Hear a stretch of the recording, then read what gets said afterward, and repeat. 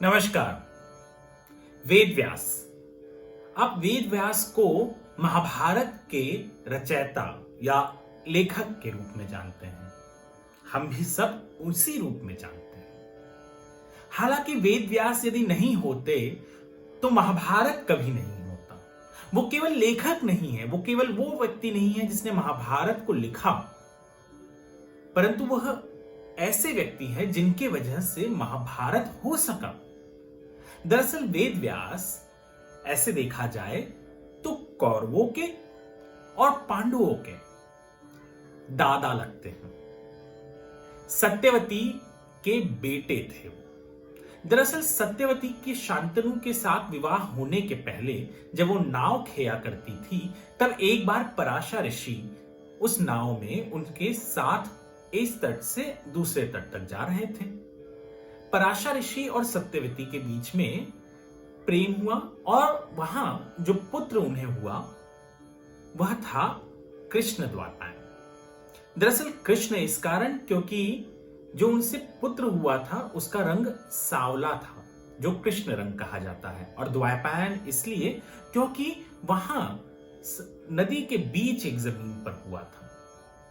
कृष्ण द्वापायन जो आगे चलकर व्यास बने। दरअसल उसके जन्म होते ही पराशर ऋषि व्यास को अपने साथ ले गए, परंतु उसने सत्यवती को यह वचन भी दिया कि जब भी उसे जरूरत होगी तब व्यास उनके लिए जरूर आएंगे। अब सत्यवती का विवाह हो चुका था शांतनु के साथ। भीष्म प्रण ले चुके थे कि वो कभी विवाह नहीं करेंगे, और सत्यवती के दो बेटे थे जिनका विवाह होना जरूरी था।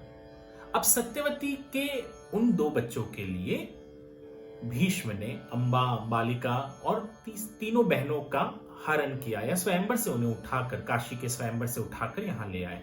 हालांकि सत्यवती के दोनों बच्चों की मृत्यु हो गई थी और यह दोनों जो उनकी बहुएं थी उन्हें कोई भी संतान न था।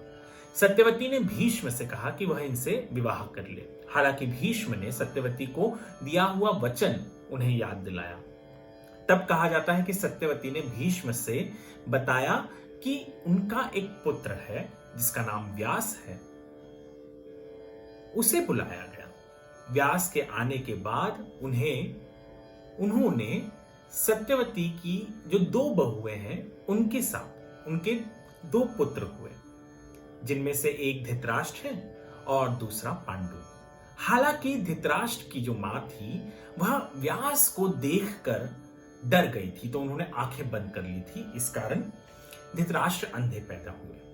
जो दूसरी है, जो पांडु की मां है, दरअसल वो भी डर गई थी और उनका शरीर पीला पड़ गया था, और इस कारण पांडु जब पैदा हुए तो पांडु भी बहुत ज्यादा शक्तिशाली या बहुत कमजोर पैदा हुए।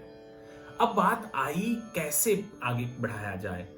तब सत्यवती ने पहले बहू से कहा कि वह दोबारा व्यास के पास जाए। हालांकि वह न जाते हुए उसने अपने दासी को भेज दिया। दासी बिल्कुल सरल और स्वभाव से गई और उन्हें जो पुत्र हुआ वो था विदुर, जो सर्वशक्तिमान भी कहे जाते हैं और बुद्धिजीवी भी कहे जाते हैं।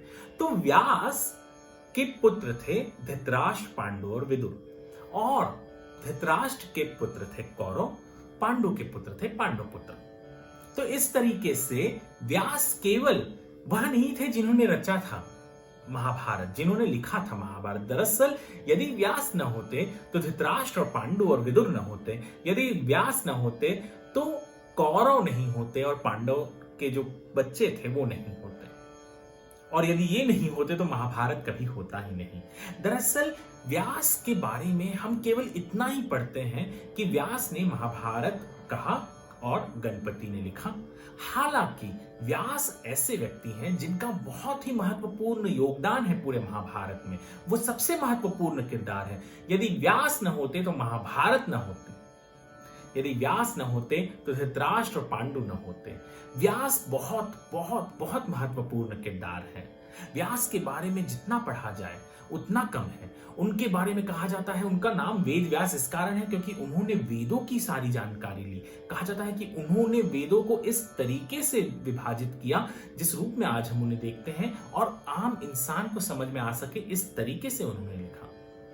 वेद व्यास केवल एक ऋषि नहीं थे, वेद व्यास एक ज्ञाता थे जिन्हें सब कुछ पता था। वेद व्यास ऐसे व्यक्ति थे जिनके वजह से महाभारत जैसा ग्रंथ हो पाया और वो उसे लिख पाए।